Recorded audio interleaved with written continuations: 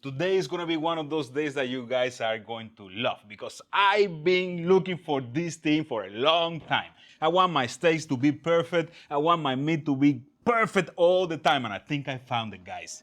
Let's go.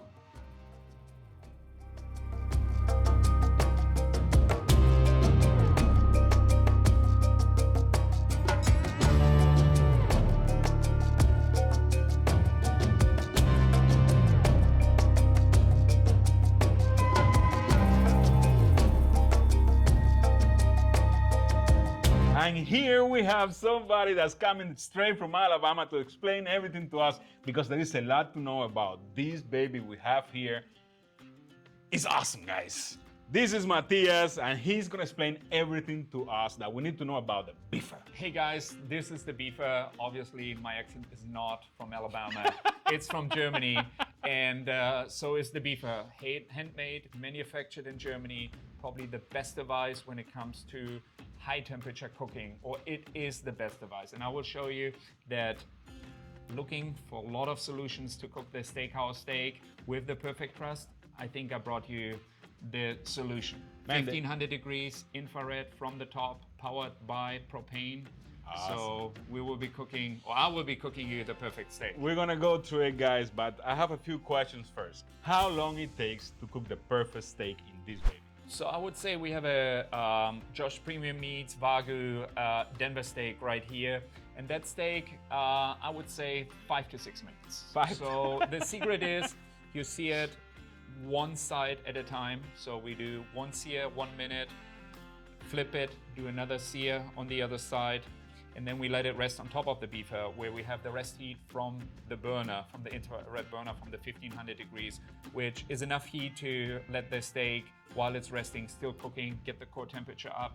It takes about 4 to 5 minutes, and then we sear it again. During the resting time, all the juices come out, the protein, the fat, which we then sear to the perfect crust in like 20 seconds each side, and we have a perfect steak. And it's proven that you can always take it to whatever term you want. I know some of you guys like that well done stuff, man. Can you do a well done in here? Yes, you can.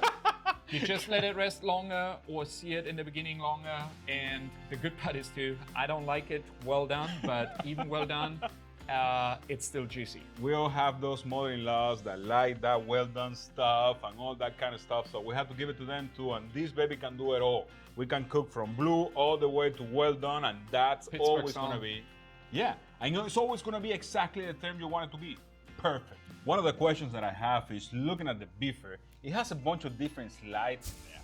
Does it make any difference when you're cooking a steak depending on the side or where you put them in the slide? Yeah, so you always want to be as close to the heat source as you can, close to the burner. So if you have a very thick steak, you want to need to use a little bit lower. If you have a thin steak, you want to vary with the slides how thick the steak is.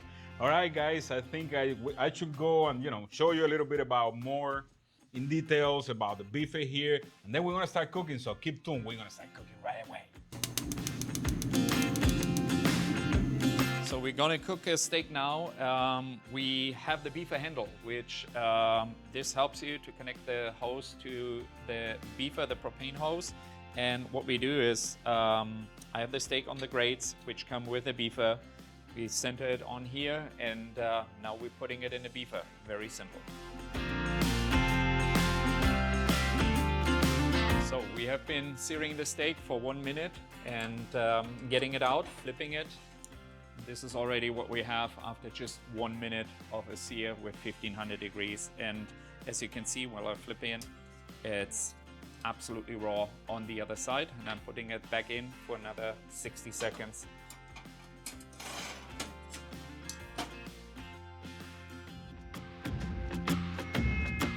Done with the second side, and it looks cooked, but it's still raw inside. We're placing it on top of the beefer to get the core temperature up. While we're resting, I will flip it. So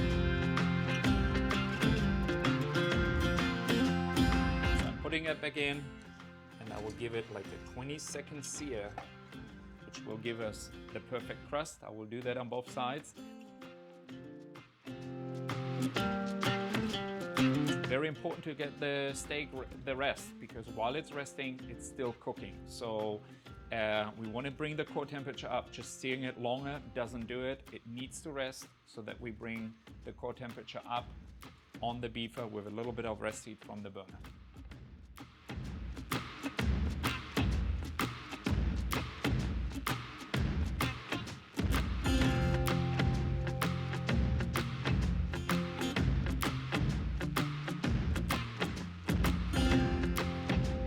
That is just beautiful, my friend. Wow. Did I overpromise? Man, that's good, brother. You did a good job there, my friend. Now, I have a question for you.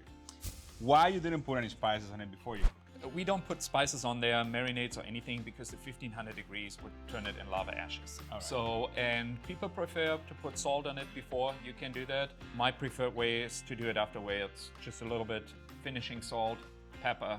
That's the way I like it. Why you didn't let it rest? You cut on it right away. So the way we're cooking is a reverse sear. We hitting it with 1500 degrees, and while it's resting on top with the rest heat, as I described, the 5 minutes is basically what normal steaks you do after the cooking, but we do it in between before we do the last sear. And I can see there is no uses on the table. Nothing is going on wrong in here. The color is perfect. So, I mean, apparently it doesn't matter. You have to wait 5 more minutes. You can go straight into it. But guys, it's time for us to give it a good try and see what's happening here. Matthias, this thing is killing me, brother. Wow. Wow. Wow. My mouth, my throat, everything was full of juices. This is crazy, guys. Matthias, you mentioned something to me that really caught my attention the other day. You can make compound butter and cook with compound butter in this beefer.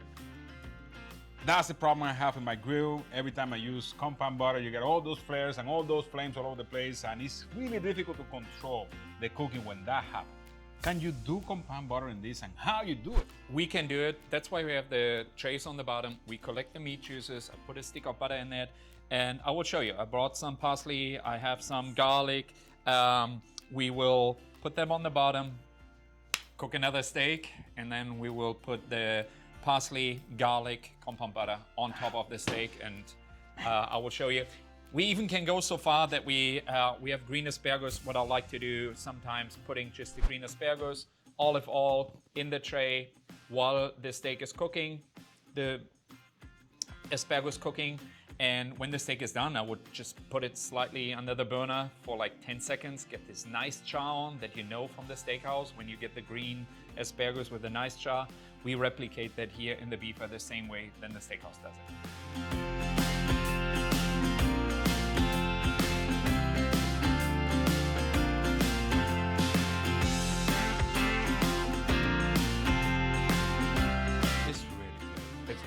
And the vegetables have this flavor of the meat. They're not overcooked, you know.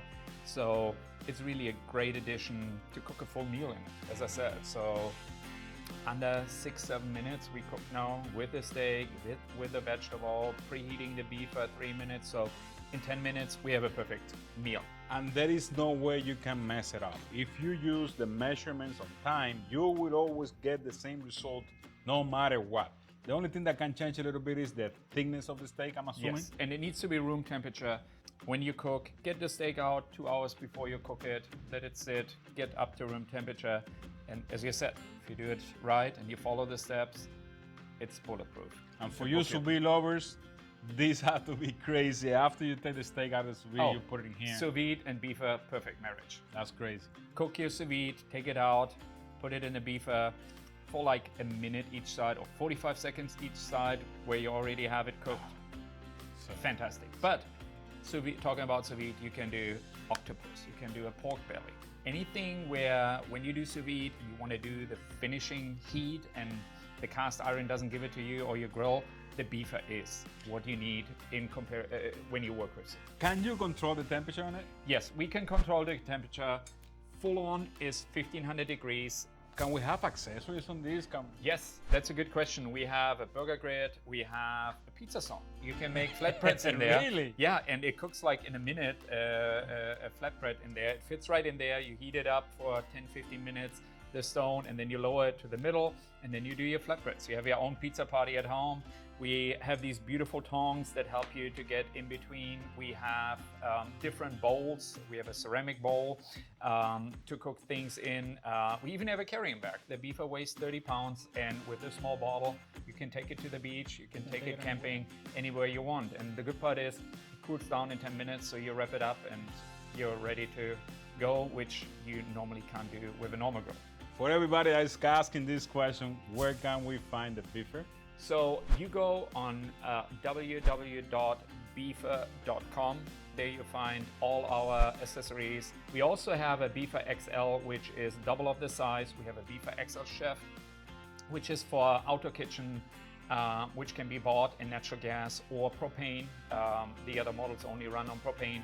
The XL Chef is for restaurants, home use, and yeah, we're covering basically a wide variety. For big families, baby. Yes, absolutely, absolutely. So now you guys know, and let me ask you, man, if we made you hungry, can you please hit us with the like, subscribe to the channel, share it with your friends and family, and don't forget to share these videos on your social network because that helps us a lot. I know you're gonna have a lot of comments, a lot of questions. Matthias is gonna be there answering comments too. Of course, and I will. whatever you have to ask, whatever you have to say, just put it down there in the comments. That's all for today, but remember that I love you. You love me? Absolutely. I love you too. Bye.